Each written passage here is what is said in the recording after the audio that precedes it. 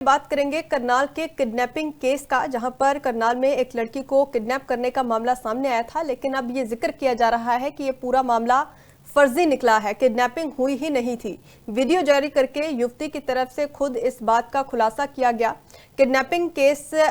ने पूरे इलाके में हालांकि उस वक्त सनसनी फैला दी थी जब ये मामला सामने आया था, लेकिन अभी जिक्र इसका किया जा रहा है कि ना तो इस लड़की को अगवा किया गया था, ना ही इसके साथ किसी तरीके की कोई जबरदस्ती हुई थी। उसने कहा कि उसके घर वाले जो हैं उसकी जबरदस्ती शादी करवाना चाह रहे थे, इसीलिए वो खुद अपने दोस्तों के साथ चली गई थी।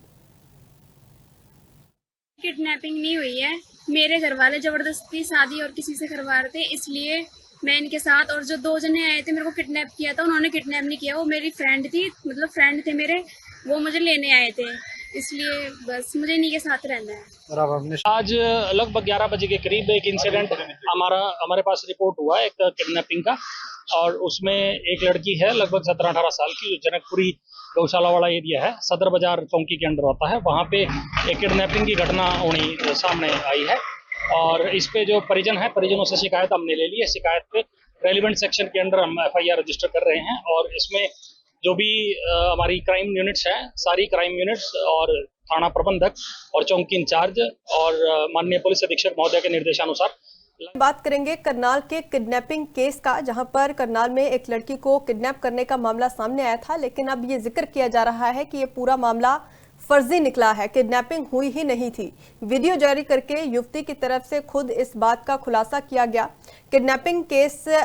ने पूरे इलाके में हालांकि उस वक्त सनसनी फैला दी थी जब ये मामला सामने आया था, लेकिन अभी जिक्र इसका किया जा रहा है कि ना तो इस लड़की को अगवा किया गया था, ना ही इसके साथ किसी तरीके की कोई जबरदस्ती हुई थी। उसने कहा कि उसके घर वाले जो हैं उसकी जबरदस्ती शादी करवाना चाह रहे थे, इसीलिए वो खुद अपने दोस्तों के साथ चली गई थी।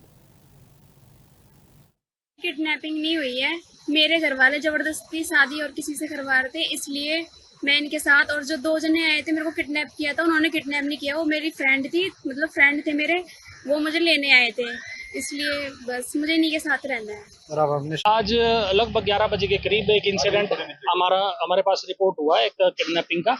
और उसमें एक लड़की है लगभग 17-18 साल की, जो जनकपुरी गौशाला वाला एरिया है, सदर बाजार चौकी के अंडर आता है, वहाँ पे एक किडनैपिंग की घटना होनी सामने आई है।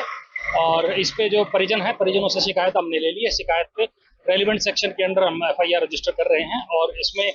जो भी हमारी क्राइम यूनिट्स हैं, सारी क्राइम यूनिट्स और थाना प्रबंधक और चौकी इंचार्ज और माननीय पुलिस अधीक्षक महोदय के निर्देशानुसार।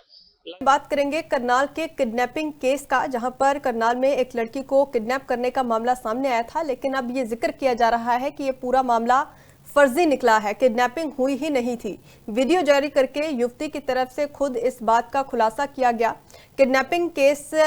ने पूरे इलाके में हालांकि उस वक्त सनसनी फैला दी थी जब ये मामला सामने आया था, लेकिन अभी जिक्र इसका किया जा रहा है कि ना तो इस लड़की को अगवा किया गया था, ना ही इसके साथ किसी तरीके की कोई जबरदस्ती हुई थी। उसने कहा कि उसके घर वाले जो हैं उसकी जबरदस्ती शादी करवाना चाह रहे थे, इसीलिए वो खुद अपने दोस्तों के साथ चली गई थी। किडनैपिंग नहीं हुई है, मेरे घर वाले जबरदस्ती शादी और किसी से करवा रहे थे, इसलिए मैं इनके साथ, और जो दो जने आए थे मेरे को किडनैप किया था, उन्होंने किडनैप नहीं किया, वो मेरी फ्रेंड थी, मतलब फ्रेंड थे मेरे, वो मुझे लेने आए थे,